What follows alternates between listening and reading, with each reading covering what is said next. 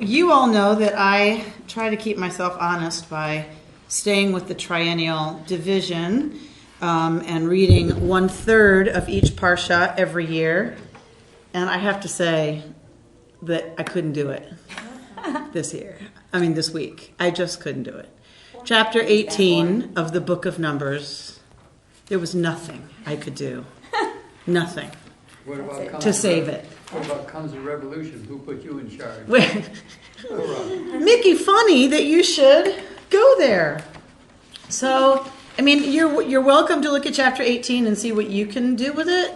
But really, it's about the wave offering and the heave offering and which parts the priests get of what offering, and I just couldn't do it. So we're going to go to the meat of our story that Mickey so beautifully just brought us into. Who made me chief that I could decide not to do the triennial division? That's exactly what we're dealing with in this week's Parsha, in Parashat Korach.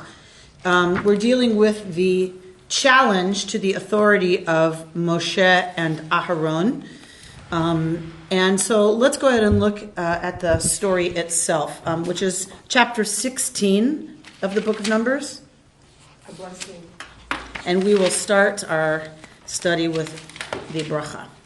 Baruch atah Adonai Eloheinu melech haolam asher kitshanu b'mitzvotav v'tzivanu la'asot b'divrei Torah. Blessed are you, God, Spirit of the universe, who makes us holy with your mitzvot and calls us to engage ourselves with words of Torah.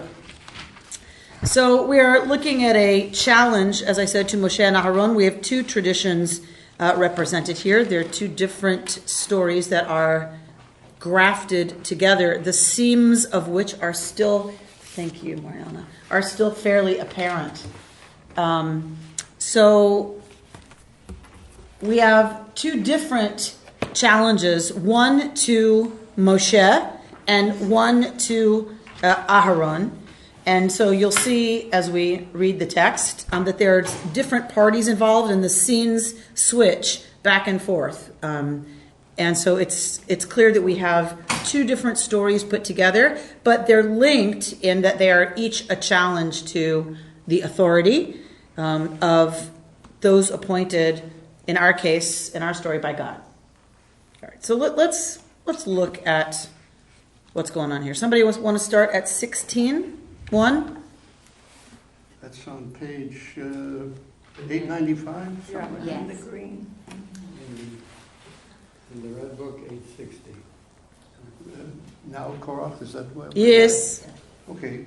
Now Korach, son of Izhar, son of Kohath, son of Levi, betook himself along with Dathan and Abiram, son of Eliab, and On, son of Pelach, descendants of Reuben, to rise up against Moses, together with 250 representatives of the Israelites, chieftains of the community chosen in the assembly with fine reputations. They combined against Moses and Aaron and said to them, "You've gone too far, for all the community are holy, all of them, and Adonai is in their midst. Why then do you raise yourself above Adonai's congregation?" Go on. When Moses heard this, he fell on his face. Then he spoke to Korach and all his company, saying, "Come morning, Adonai will make known who is God's and who is holy, and will grant him direct access. The one whom God has chosen will be granted access. Do this, you, Korach, and all your band, take fire pans, and tomorrow put fire into them and lay incense on them before God, before Adonai. Then the candidate whom Adonai chooses, he shall be the Holy One. You have gone too far, sons of Levi." Go on. Moses said further to Korach, "Hear me, sons of Levi. It is not enough for you that the God of Israel has set you apart from the community of Israel and given you direct access to perform the duties of Adonai's tabernacle and to minister to the community and to serve them. Now that God has advanced you and all your fellow Levites with you, Do you seek the priesthood too? Truly it is against Adonai that you and all your company have banded together.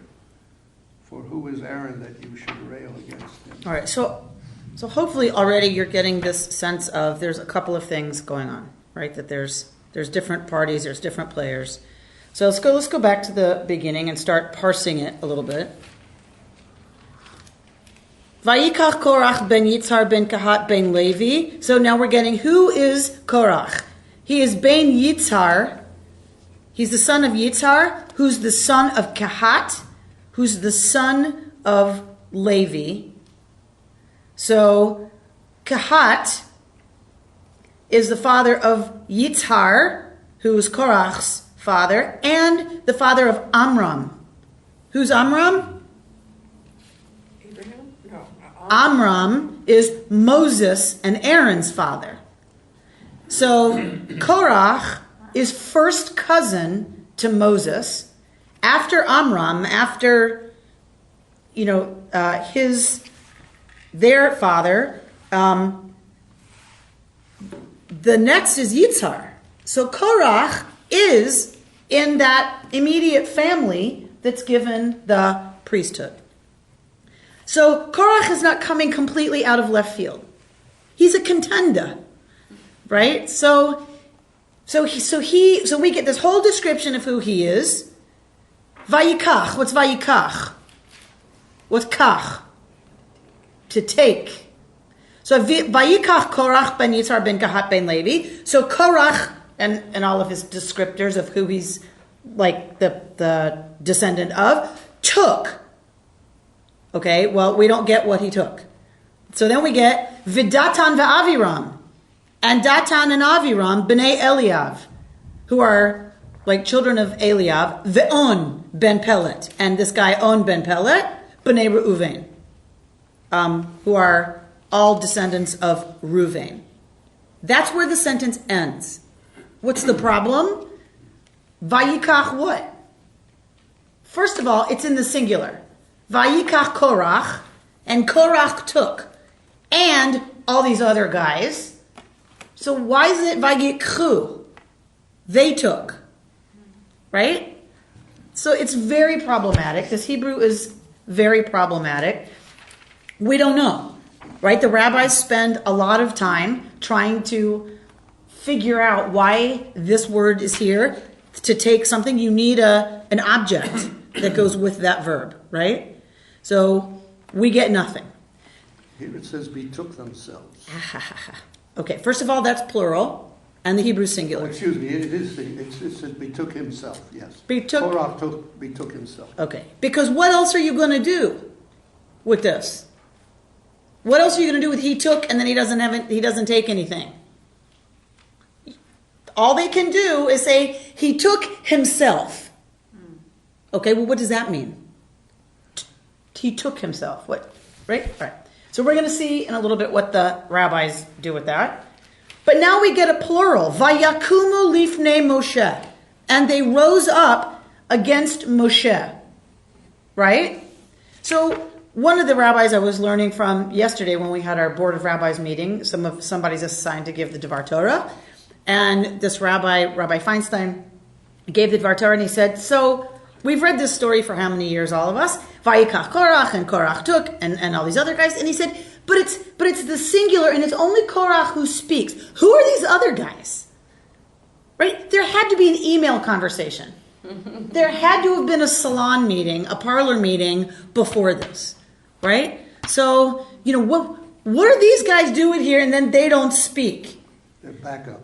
They're backup. They're giving him support. They're giving him support. Support to his argument, yeah. So they're people who are hanging around the complainer because they like to, right, kind of be part of They're the committee. They're the committee. Like there are people who like to kind of hang around the pot stirrer, right, to kind of lend support to whatever's going to happen. But clearly they're not real players. All right. Vayakumu lifnei Moshe. They rise up against Moshe. Ve'anashim mibnei Yisrael 50 u'matayim.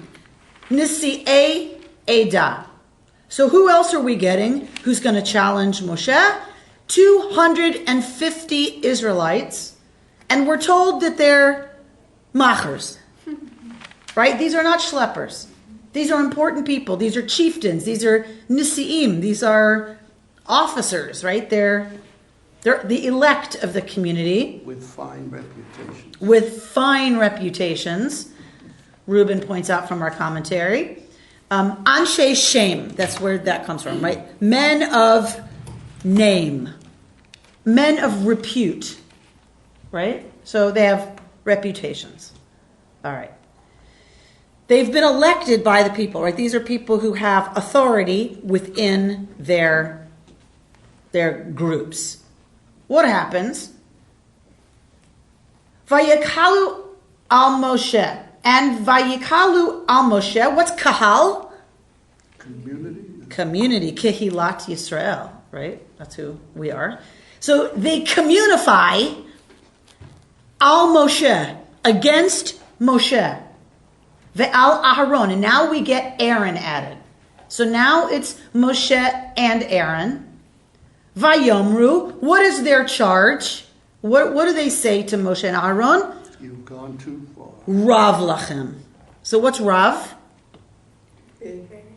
Big, great, wide, abundant. Right? Too abundant to y'all. Y'all have taken too much. You've gotten too broad. You've gotten too big for your britches. You've gotten too big for your britches, Moshe and Aaron. Rav lachem. It's enough. It's too much what you've done or what you've taken to yourselves. Kichol ha'edah kulam kedoshim. For all of the edah, all of the community, all of them are kedoshim, are holy. Uvetocham yud-heh-vav-heh. And in their midst is Yud-Heh-Vav-Heh. Umadua titnasu al kahal Yud-Heh-Vav-Heh. So, why do y'all lift yourselves up over the kahal of Yud-Heh-Vav-Heh?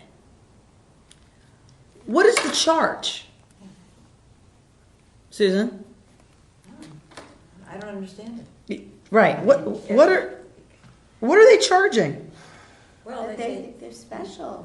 They're special, Right. yeah, and they're rising upon, they're the ones who are dictating what's going to happen and what they should be doing, and this is what it is. And they're saying, well, we're all holy, we're all a part of this community, That's right.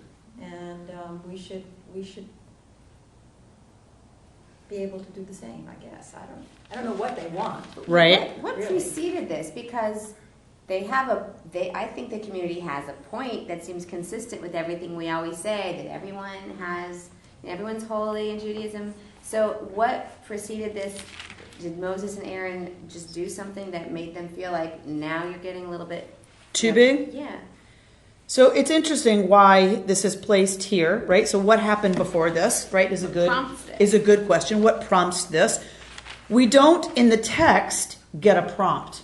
So some scholars say we just last week had the commandment about tzitziot, that all of the people are to wear tzitzit. We talked about tzitzit being the mixture of, right, some things that only the priests generally wear, and the patil techelet, the blue thread is that blue that the priest wears. So if you just finish saying to us, wear these tzitziot, you Israelites, because you're all children of the king, you're all priests, then how come it is Aaron, because really if we're talking about Kedusha, we're not talking about Moses, right? Kedusha, if we're talking about holiness, we're really talking about the role of Aaron, the priest. So it seems that the attack is really about Aaron in this case, and Moshe's bracketed with him because he made him high priest, and he's, right, his brother, and he's the one who invested Aaron with that authority, that role. Of course, in our story, it's according to God's will, but in any case. But it seems that the charge is against Aaron. And that Moses, too, is presuming something about holiness because he officiates at these things, like at the consecration of Aaron and his brothers, right? So he too officiates in certain ways as a priest. But it really doesn't make a whole lot of sense to say, why do they get to be the priests and not me if everybody's holy? Right? Like, Well, I'm confused because if there's a problem, they all go running to Moses and Aaron and say, here's the problem, you go fix it. And so are we further generations in? And no. So it when seems... things are bad, they're the leaders, but when things are good, So this is an important point about leadership, yeah. right? And about what it means to be involved with a community. Exactly. When things are going bad, they whine and cry to Moshe, and with Aaron, interceding at some points. But when things are going okay, We can all do it. excuse me, how come you're in charge? Like, why do you get the nice tent? Right? So certainly the rabbis use this as the paradigmatic exploration of leadership and the costs of leadership and what are the proper ways to challenge leadership and challenge authority.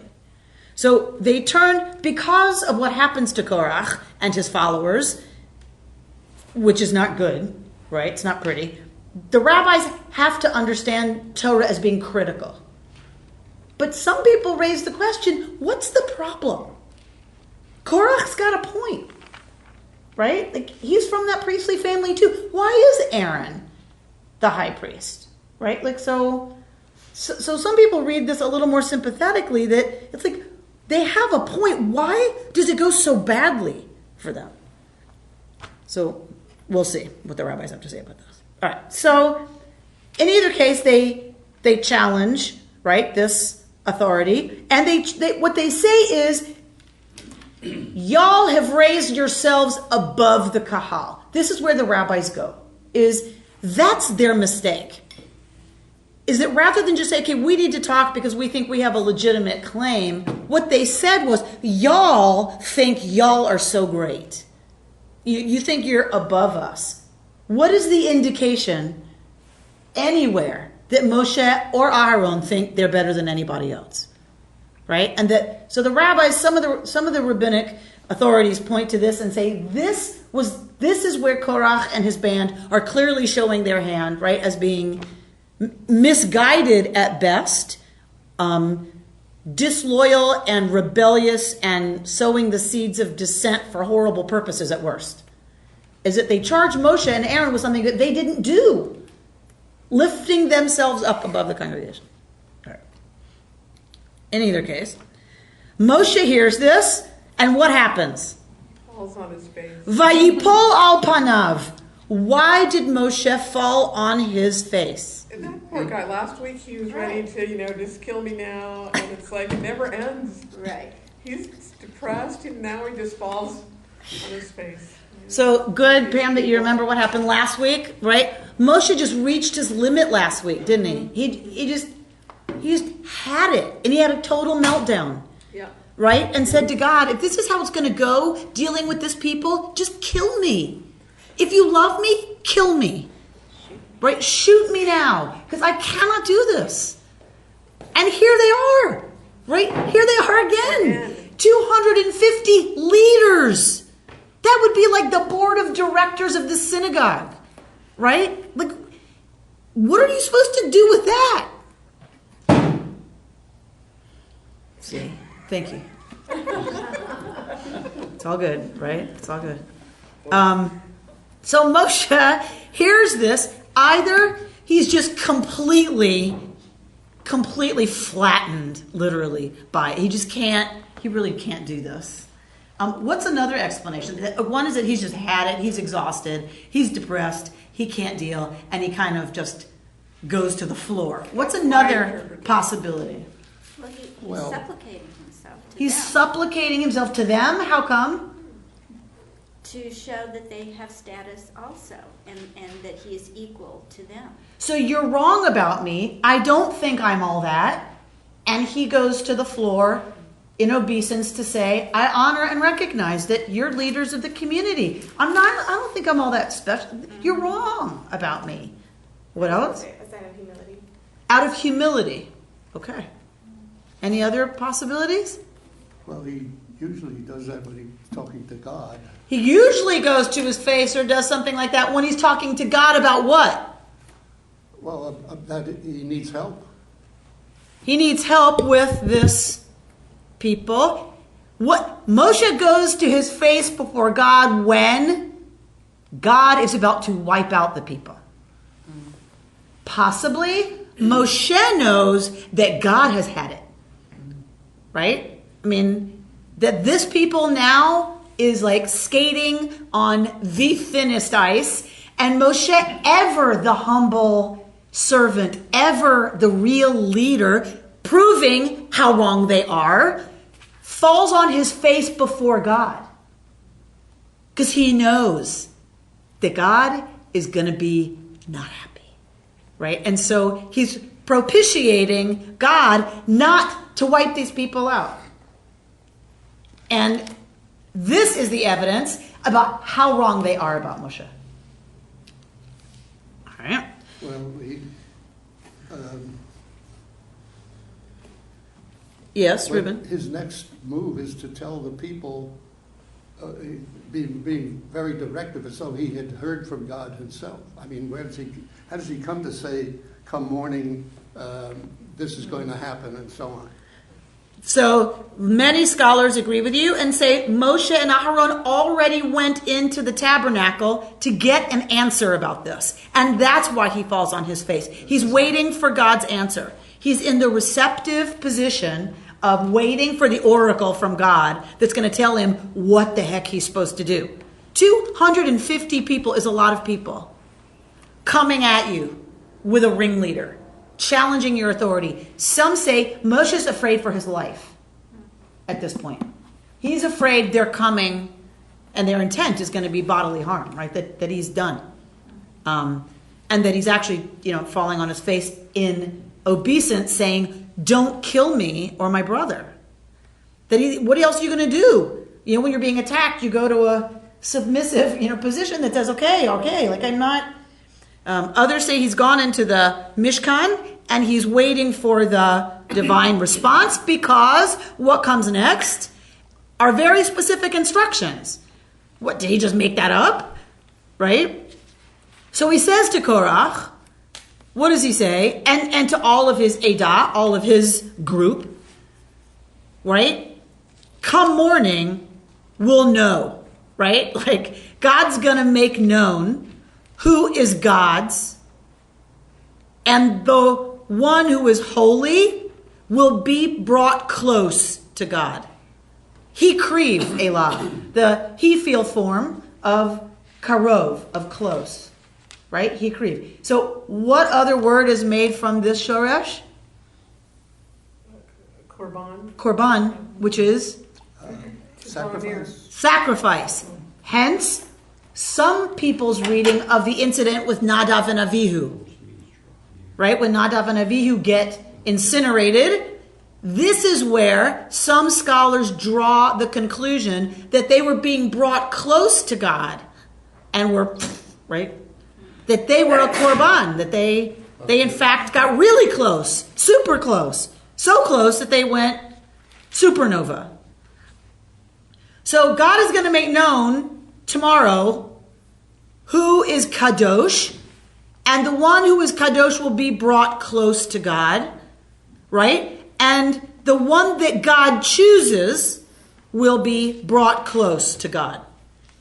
We don't know what that means, but somehow it's going to be made clear. Zot asu. This is what you're going to do, says Moshe. Chulachem machtot. You're going to take your incense offering fire pans, right?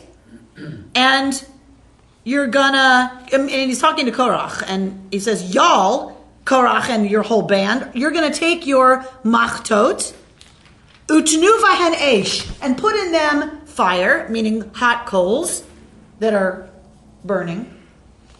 V'simu alehen ktoret lifnei Adonai, and put on it the incense offering before God tomorrow, machar, right?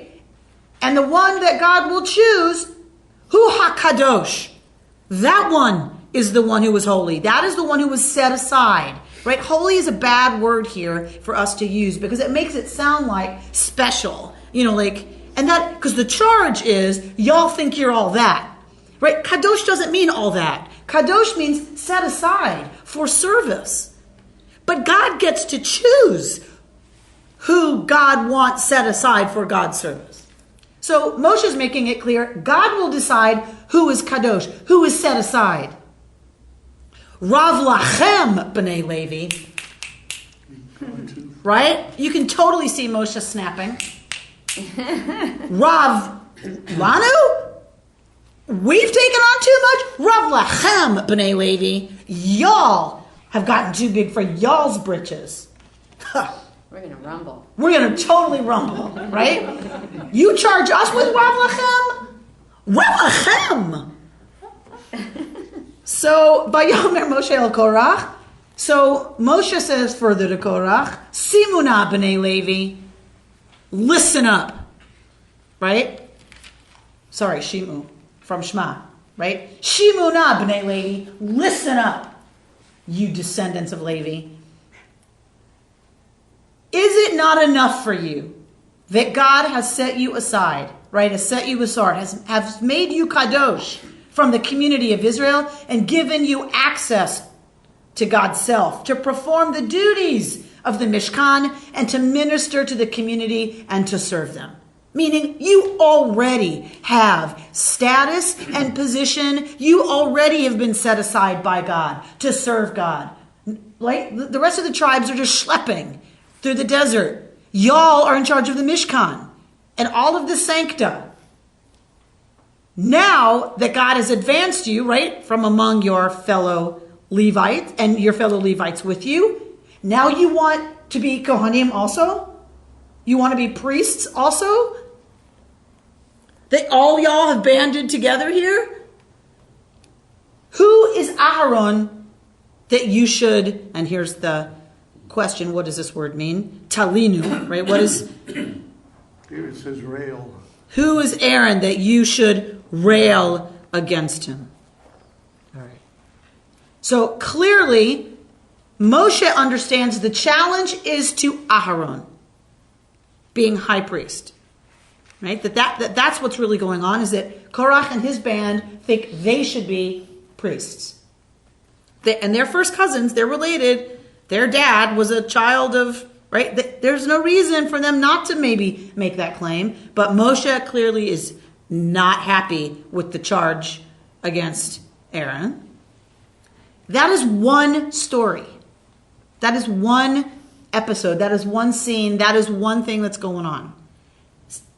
Overlaid onto that is the next scene that we're getting here. All right, so somebody read at 12. Moses sent for Edward G. Robinson and played part of Dothan. Dayton they call him. Dathan in the movie. Dathan, right. Dathan. We will not come.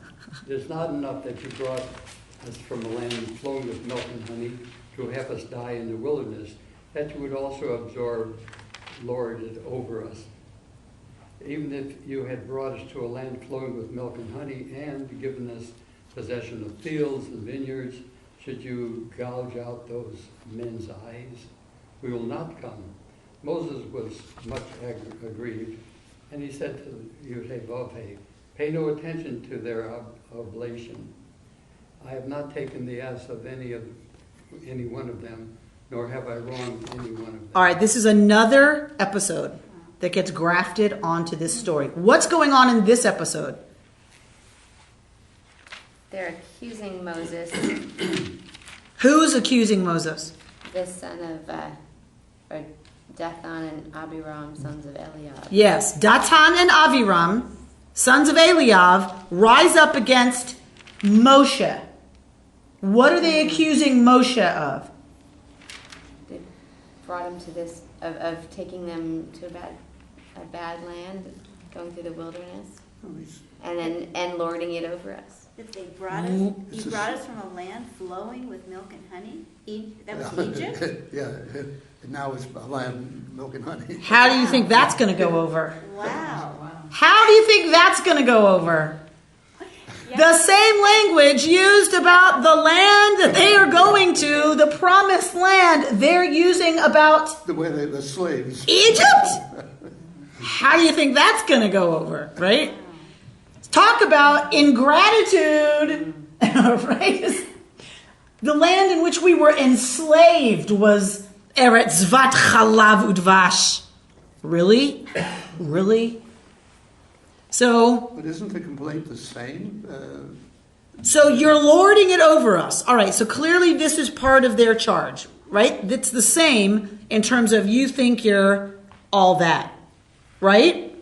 So we don't know exactly what they're charging, but the word seems to suggest the heat pa'el, the reflexive verb that's about pretending to be a lord or a master. So you're acting like you're our master or something. It's interesting that the redactor chose to put these together because it seems like they're almost siding with Korach by saying, look, he's not the only one who has a complaint about Moses. There's other people that are complaining. So clearly this is, for the redactor, it makes sense, right? Wait, we have another story about, right? And so let's put these together if we're going to talk about challenge to authority, right? There's many levels of that happening here. Exactly. So they are definitely linked by this thing of who do y'all think you are, essentially. So Moshe has sent for them. They refuse to come. Moshe is not happy. Vayichar leMoshe me'od. Right? This is about flaring nostrils. Right? Vayichar af. When your nostrils flare, when God's nostrils flare, right? Get out of the way. Vayichar Moshe, the word that then comes from that is to become angry. Me'od. Moshe is very angry that they refuse to come and turns to God. And what does Moshe say to God? I didn't do what they said. What did they say he did? Well, apparently we get a different story here. He Aha. sort of jumps over whatever they said, And what does he say? that he's stolen their ass. Lo Wronged chamor them. echad mehem nasati. I've not taken one donkey from them, nor have I done evil to any one of them. So something's missing from our version. Clearly there's a tradition that what is Moshe being accused of? Stealing Taking a their... donkey and Moshe understands is that he's been accused of misappropriation of funds. Right. That he's had his hand in the rabbi's discretionary fund, using it to fund a trip to Hawaii. Not that that would ever happen. Mickey. So, right, he clearly feels, and we don't have the text here where that happens, but Moshe understands that he's being accused of corruption. Right? Not that he has no right to his position, but that he has misused or abused his position by taking things that don't belong to him. So this is a third story. So there's actually, you're right, there's 4 narratives, 2 major ones, 2 major rebellions, but there are 4 little narratives going on. Exactly. So what 3 do you count so far, Susan? Well, I count the one we just talked about, that he didn't misappropriate funds. Right? That he took them out of a land of milk and honey into this desert land. And the other one is that he was just too big for his britches. Okay, so 3 complaints against Moshe. Yeah, right. Okay.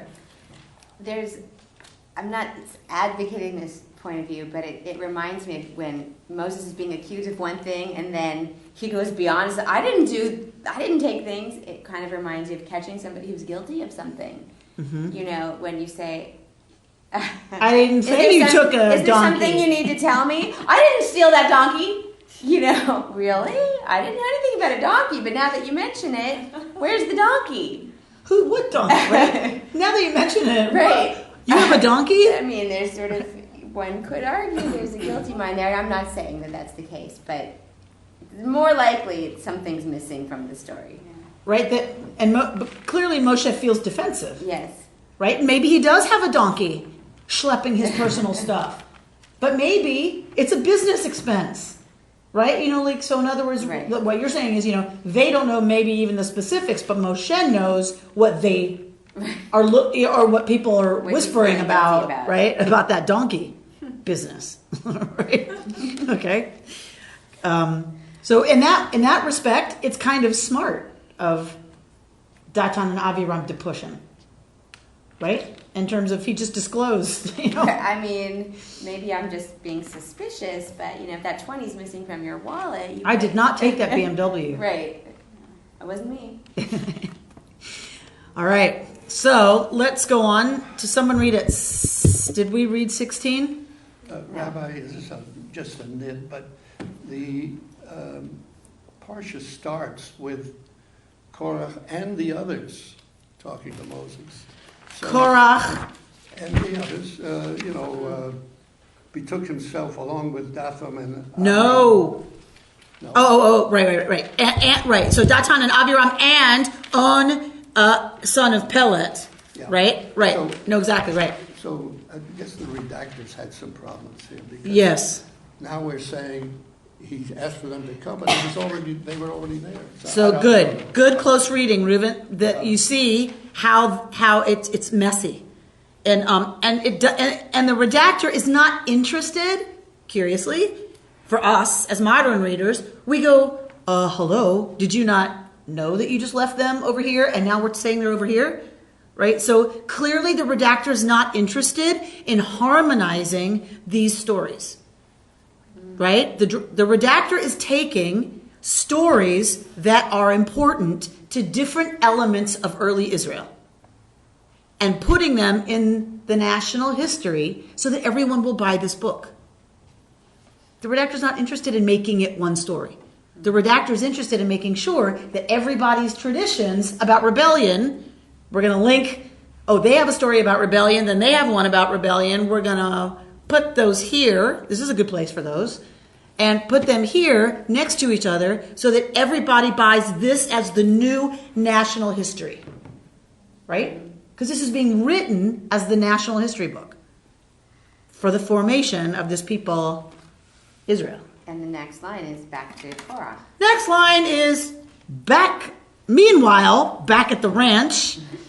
Right? Someone read it 16. And Moses said to Korach, tomorrow you and all your company appear before Adonai, you and they and Aaron. And each of you take his fire pan and lay incense on it, and each of you bring his fire pan before Adonai, 250 fire pans.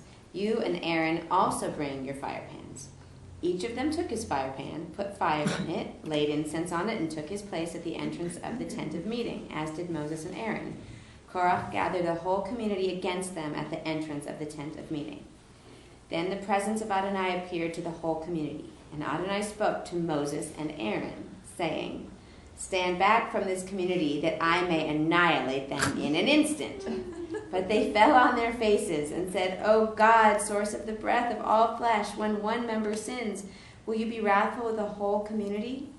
Adonai spoke to Moses, saying, speak to the community and say, withdraw from about the abodes of Korach, Dathan, and Abiram. Moses rose and went to Dathan and Abiram, the elders of Israel, following him. He addressed the community, saying, move away from the tents of these wicked fellows, and touch nothing that belongs to them, lest you be wiped out for all their sins. So they withdrew from about the abodes of Korach, Dathan, and Abiram. All right, finish it out. Now Dathan and Abiram had come out, and they stood at the entrance of their tents, with their wives, their children, and their little ones. And Moses said, by this you shall know that it was Adonai who sent me to do all these things, that they are not of my own devising. If these people's death is that of all humankind, if their lot is humankind's common fate, it was not Adonai who sent me. But if Adonai brings about something unheard of, so that the ground opens its mouth and swallows them up with all that belongs to them, and they go down alive into Sheol, you shall know that these fellows have spurned Adonai. Scarcely had he finished speaking all these words, when the ground under them burst asunder, and the earth opened its mouth and swallowed them up with their households, all Korach's people and all their possessions. They went down alive into Sheol with all that belonged to them. The earth closed over them, and they vanished from the midst of their congregation. All Israel around them fled at their shrieks, for they said, the earth might swallow us. And a fire went forth from Adonai and consumed the 250 representatives offering the incense. Okay. Oh, nice. Right? And you had a problem reading 18. Just because it was boring, not because it was offensive. Make sure they say their wives and their children Right. and their little ones. Right. This is really, right? This is just distressing. All right. So Moshe says to Korach, so tomorrow you and all your Edah are going to appear before God. And, right, Aaron. And each of you is going to lay incense on your fire pan. And each of you is going to come before God. Verse 17. Right? 250 fire pans. That's a lot of equipment, right? Each of them did that, so we're out the next day. They laid their incense on it. They took their place at the entrance of the tent of meeting. So did Moshe and Aharon. Korach gathered the whole community against them at the tent of meeting. This is getting very scary for Moshe and Aaron, right? The whole community now has turned, right? Pretty much, they're all there to watch. Maybe not all of them are against Moshe and Aaron, but it's getting, the stakes are really high. And it's groupthink. And it's groupthink. And what happens with groupthink? It gets gets go with the leader. It gets really ugly. People stop thinking, and right, the mob mentality takes over, which is extraordinarily dangerous. So then what happens? We get the kavod, right? The presence of Yud He Vav He appears. Remember, the presence of God, God's kavod is always this kind of visual disruption, right? This visual intensification, right, of God's presence. I think about, like, you know, when you're standing in front of a car's exhaust pipe and things shimmer. It's like you can't see the fumes. You see what the fumes do to your visual field, right? That's how I think of God's kavod. Like it warps the visual field, you know, in some way. And God speaks to Moshe and Aaron saying, Hibadlu mitoch ha'edah hazot. Get away. Stand back. Separate yourselves. Lahavdil, to differentiate, right? Havdalah, to make a distinction. Differentiate yourself. Separate yourselves from them. Get away from them. But not separate like kadosh. Right? Meaning just get part from them. Get away from them. Why? So annihilate them? Va'achle otam.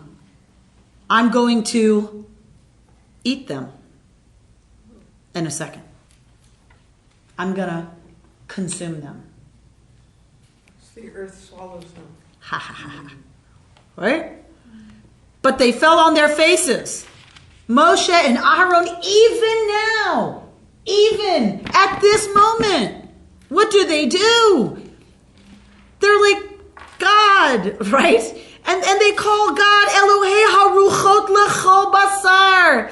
God, the ruach, the spirit in every flesh, in every person.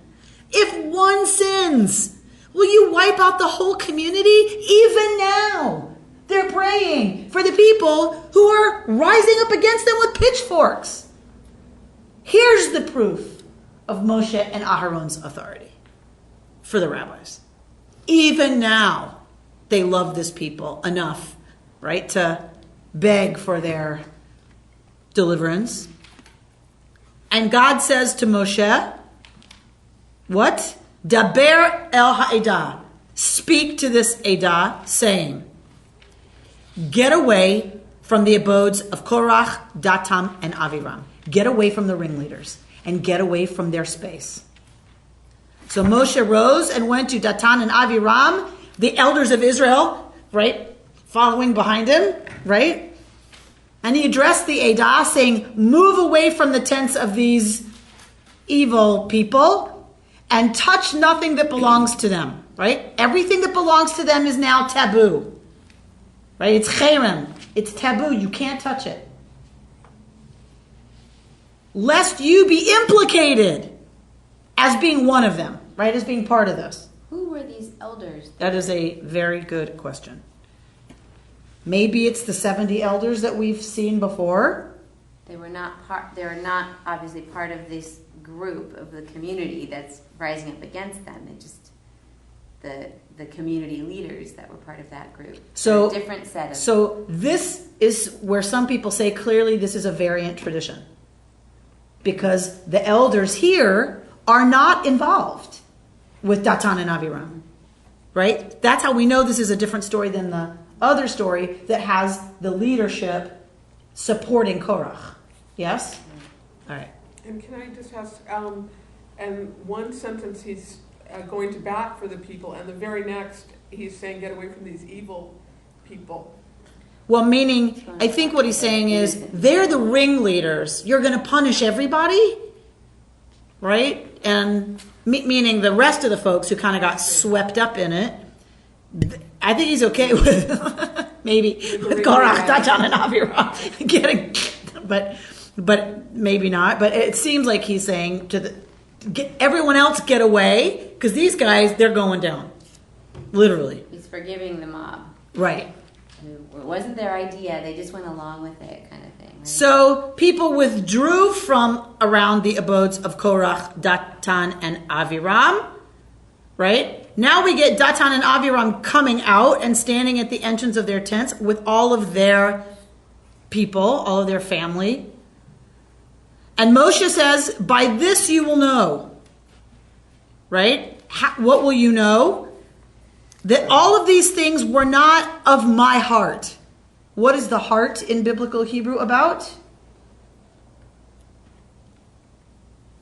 Kilo milibi. It's not from my heart. The heart is the seat of thought. The seat of thought. So all of these things, all these decisions are not mine. All the things I've been saying to you, right? All the instructions I've been giving you, here's how you'll know I didn't make it up. How? How will you know? Im kamot kol ha'adam yamutun, right? If these people, where am I? Sorry. If these people's death. Thank you. If these people die, like everybody else, right? Then it wasn't God who sent me.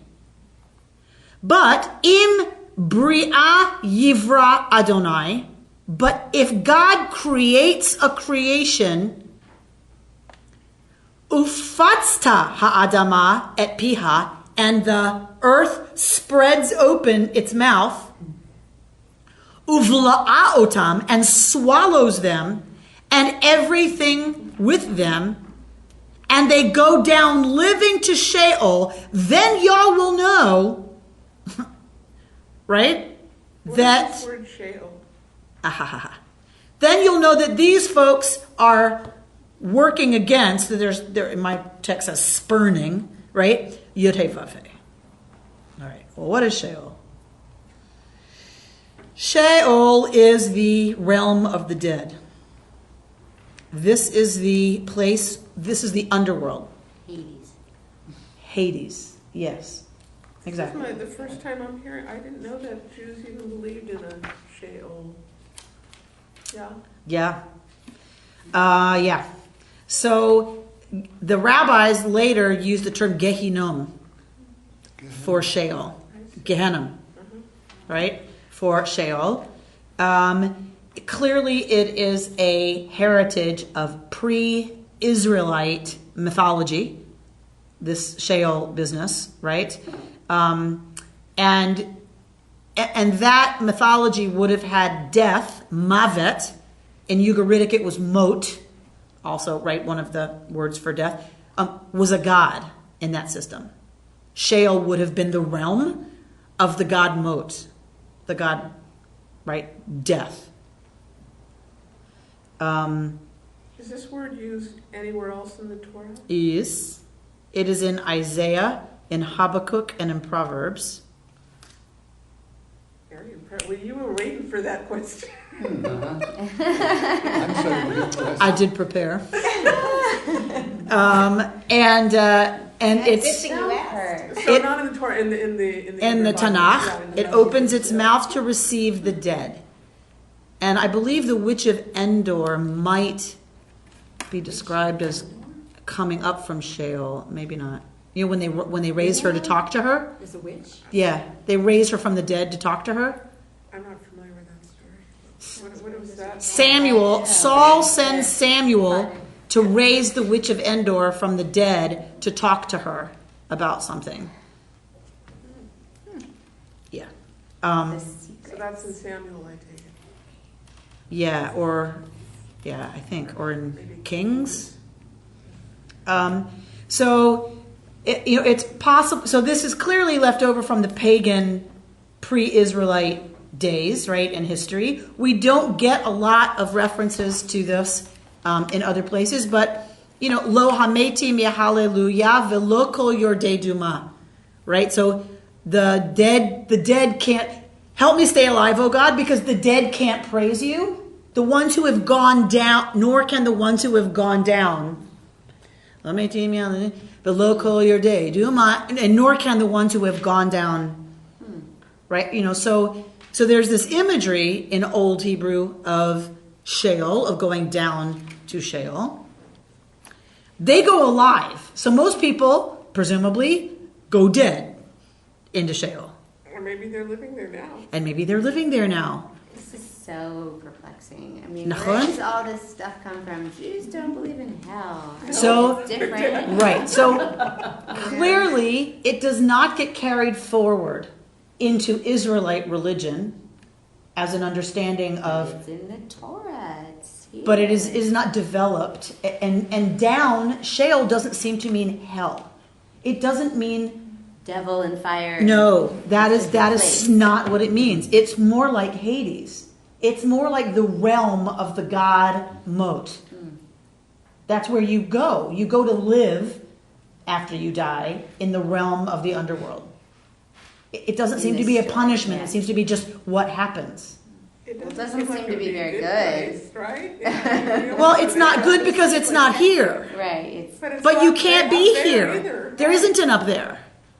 Huh? There isn't an up there. we talked about that up there last time. There's a Olam Haba. Someone else talked about that. I did not talk about that. Yeah, The no, Torah did not talk about that. Olam, what's it called? Olam haba is rabbinic. That is rabbinic. That is not biblical.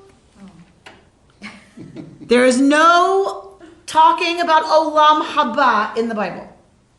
What we have are remnants of pre-Israelite whatever, which is clearly the Sheol Right. underworld business, and some indication that something, the punishment karet that we talked about last week, might mean something about the soul and what happens, but there's no discussion of an afterlife in the Torah.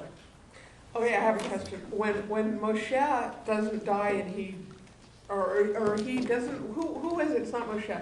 Elijah. Yeah, Elijah. He goes up, still alive. He goes up to somewhere. Where did he go? It doesn't say. Doesn't say. What story is that? Kind of into the It's a sky, real good place. but we don't have any indication or discussion of what or where. No idea. So I'm not saying there's not intimations that there's an awareness that maybe there's something after, because Sheol already is about something after death. So I'm not saying that there's no awareness that there might be something after, but we don't get heaven. We don't get Olam Haba. That's the rabbis. I'm not saying that there isn't some, that they had a belief maybe, but we don't have any written discussion of it in Torah. Only Sheol. All right. I mean, we should look up the Elijah quote and see exactly what the What language word is. Where does he go? Right, what is said. Yeah. But I don't remember. That is the origin of a lot of the mysticism. The earliest mysticism we have is chariot mysticism, right? Maaseh Merkava, the chariot literature. That is the earliest Kabbalistic stuff we have, is the chariot.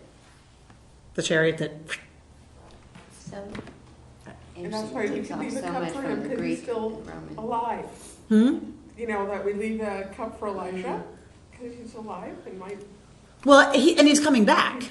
okay, because he's still alive. What? Right, but why is he coming back? Why do we care about Elijah? What is that, the precursor to? Messianic, He's going to announce that Mashiach has come. So we don't care about Elijah. Oh, probably shouldn't say. I can't wait for lightning to come. I thought he was looking for the afikomen. Right? No. This is how that happens. This is how it happens. We care about Elijah because it indicates, it points to the fact that Mashiach has arrived. That's what we care about, is Mashiach is here. Because that means, like all this nonsense is going to stop. And God's reign is going to be on earth and everything's going to be okay. Right? So that's why everyone's wanting Elijah. How did we go? Okay, so... We were talking about Sheol. Exactly. So they went down alive into Sheol with all that belonged to them. The earth closed over them and they vanished from the midst of the congregation. What's interesting is it says all of Korach's people. It does not say, the rabbis point out, it does not say Korach. So, you know, the movie where the end of the movie is that the villain gets away. So you know there's going to be a sequel. Korach 2, The Return of Korach, The Wrath of Korach, Korach Returns. Like that. There are some who say, you know, Korach lives to see another rebellion. Right? Korach instigates stuff later. Because it doesn't exactly say, it probably means he, of course, went with them. But it doesn't say that exactly. Then a fire goes forth from God and consumes the 250 people who were offering the incense. So what you might miss if you don't look at the Hebrew, right? Datan and Aviram refused to go up to meet Moshe. So what happens to them? They wouldn't go up to meet Moshe, so God comes down to them. they go down. God sends them. You're not going to come up? No problem. You can go down. Right? All the way down. I was confused. To me, it sounds like the 250 people were the same people who Moshe said, get away. This is where it gets messy. This is like the other This story is where coming in. they all mix together. Because it's like, well, if they got away, why Right. are they... Right? So this is where the two are kind of conflated, and it doesn't work so well for us. So maybe everybody still ended up getting So I the thought shard. it was the whole community that came. So possibly the followers who are not involved in the fire pan business got away, Right. Oh, while more the than that. 250 fire pan people get consumed. So again, in the Hebrew, you brought us up from Egypt to have what happen? To have us die in the wilderness. So what's the punishment? You're going to die in the wilderness. You brought us up from this land flowing with milk and honey for us to die in the wilderness. So the punishment is you won't die. Not only are you not going to die, you're going down alive to Sheol. You complained that I brought you out here to kill you in the wilderness? Oh, you are so going down, and you're going down alive. Yikes. Yeah. So, right, in the Hebrew, you get this sense of what they complained about, they get their just desserts, according to the text. Not only is it not that, or you were worried about dying out here, no problem. You're not going to die. You're going to go alive to Sheol. You were worried about, you wouldn't go up to Moshe, then you're going down. Right? So it's this lovely, Measure. it's this interesting parallel in the Hebrew that's very dramatic and very kind of deserving, right? They're going to deserve in a way what they get. So there's a commentary here. I don't know what you take about it, about why the children are punished along. Yeah? When we say You wanna before tell me? that children shouldn't have shouldn't be held responsible for what their parents' actions are. Yeah. And this one says that it's because, well, it was that only applies to laws that don't concern sacred items or places. So this, when there has been a violation of ritual law, anyone who comes into contact with the source of the offense is tainted by it, even to the third and fourth generations. So that was why the children were swallowed up as well. That you destroy everything. When you make a hash of things, you destroy it for your children as well. I mean, this is where the tradition goes. Is that when we really mess it up, we mess it up for our children. You don't destroy a society just for you. If you destroy the society, then it destroys it for the children as well. There's no way around that. And clearly, the implication is that it's so bad that it destroys So as everything. opposed to God punishing the children, it was the Which Torah which destroying. made the rabbis as uncomfortable Yeah. as it makes us, right? They couldn't stand that, right? All right, so let's look at our sheets that I just gave you. Normally, I give you something like Rabbi Jonathan Sachs, who of course has amazing things to say about Korach. I decided to give you something a little more traditional this week. Vayikach Korach. And Korach took. What did he take? Lakach et atzmo. Rashi says he took himself. Top left corner of Korach sheet number 1. Yes? Yeah, Now took Korach. Now took Korach. Af al pi she'aya Korach mechonen beharbe ma'alot. Even though Korach had a bunch of good qualities. Haya yachsan. He had good connections. Talmid Chacham. He was a smart guy. He was a Talmid Chacham. He was a Talmud scholar. Ashir upikeach. He was rich and he was someone who had blossomed. However you'd say that in English, right? Someone who had flourished. V'ulai gam haya ra'oi lihiyot manhig b'Yisrael. And even so far as to say, maybe he was deserving to be a leader in Israel. V'lama lo nitna lo hashvara. Then why wasn't he given the position? Because, quote, Vayikach Korach. Korach took, what did he take? Lakach et atzmo. He took himself. Hu lo himtin ad sheyaviu lo ateret hamanhigut. He didn't wait until they brought to him the crown of leadership, Ella, but rather lakcha b'chozek yad. He took it with force. He took it by force. V'lachen lo zachala. And so, that was proof that he didn't merit it. Unless you're a reluctant leader, you really don't belong in leadership.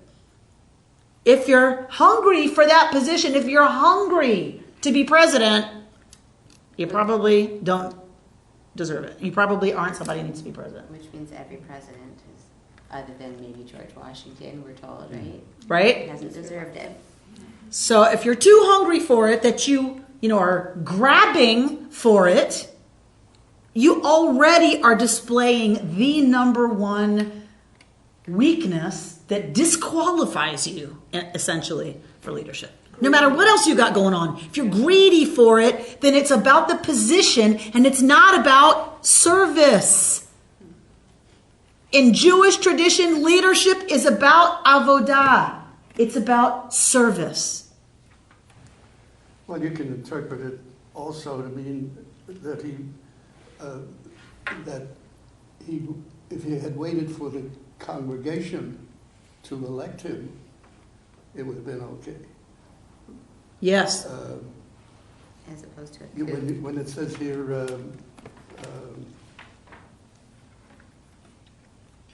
let's see. Had he waited Well, for them to bring him the crown of I can't say leadership. that, but what we're saying is, if he was made a leader rather than him inserting himself, but to be made a leader is by whom? It's by the people. So that could be I think a nicer interpretation. I mean, to be elected, you're still being given it by the people. All right. Vayikach Korach, and Korach took. Parsha zu yafen nidreshet, says Rashi. This is a lovely parsha to drash on. B'derech halatzah, because in general, what happens? Harei hadarshanim hamatipim lokchim mi parshat hashavua chomer lidrashotehem. Because in general, the darshanim, people who have sermons to give, people who need to sermonize, like some of us, they like to take a sentence from Parshat HaShavua. They like to take material from the Parsha of the week for their drashot, for their divrei Torah.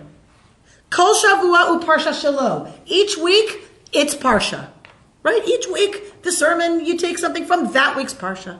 Aval, but Parshat Korach, our Parsha, Yafen Nidreshet Bechol Eit, is great for a sermon at all times. Why?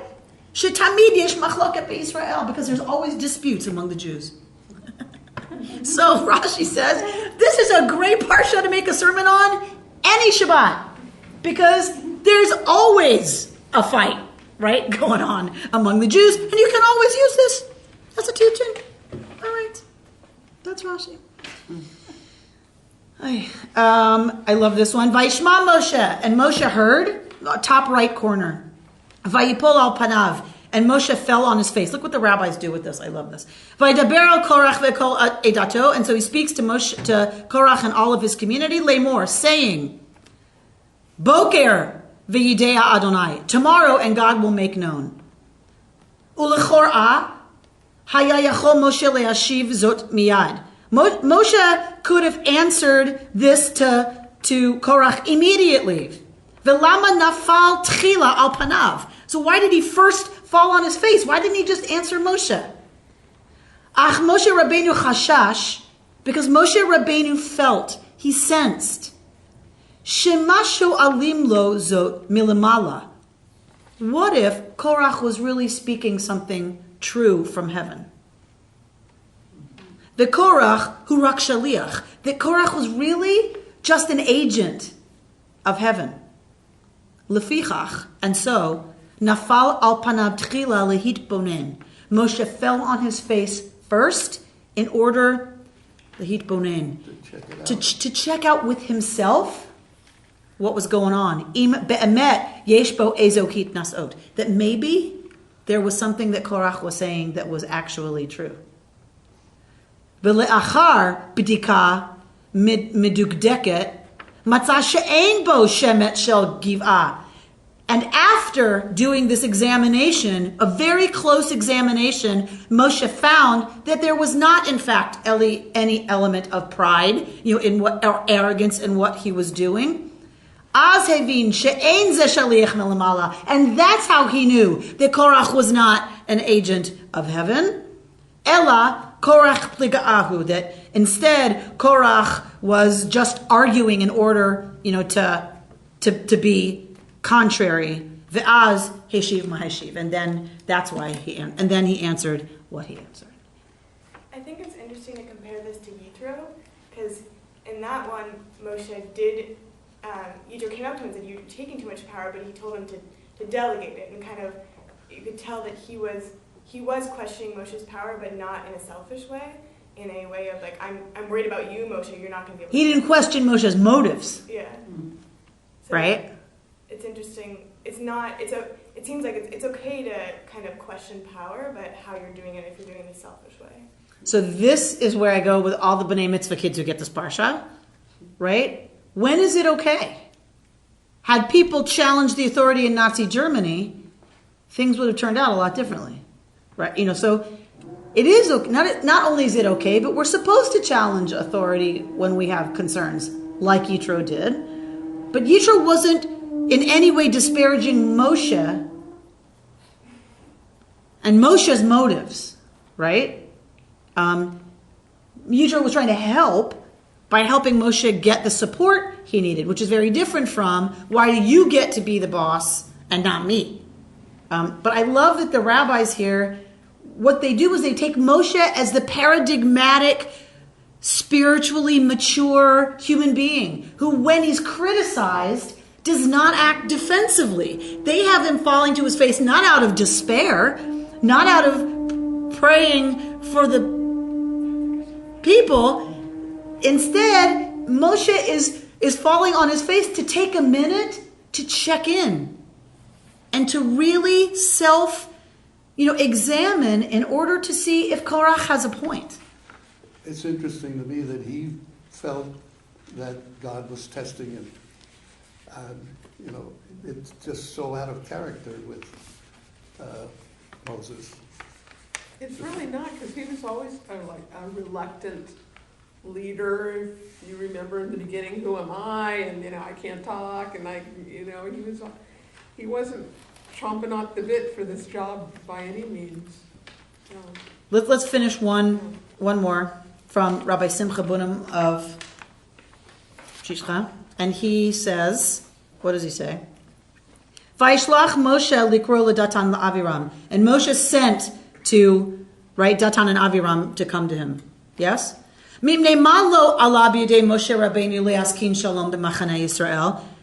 Because of what was our leader Moshe Rabbeinu, Moshe our teacher, unable to be successful in creating true harmony and peace in the camp of Israel?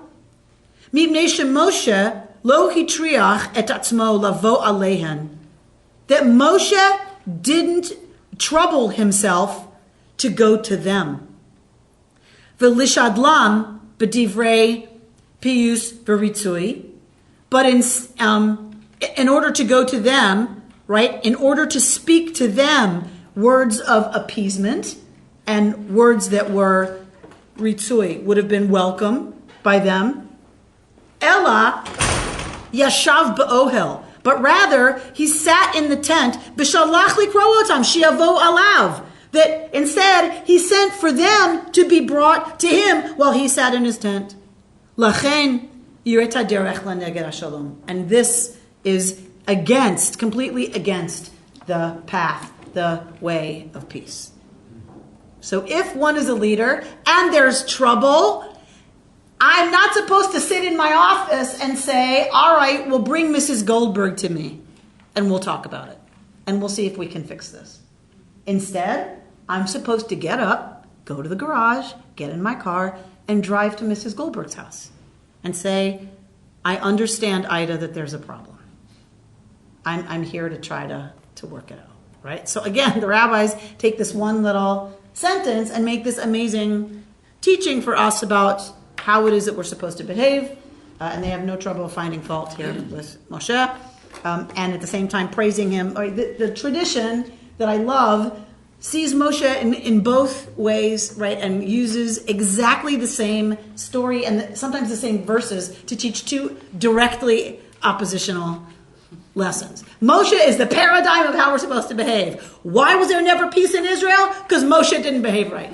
Right? Like this is our tradition. When your daughter becomes a teenager and says, "Who made you boss?" you can tell the story of Korach.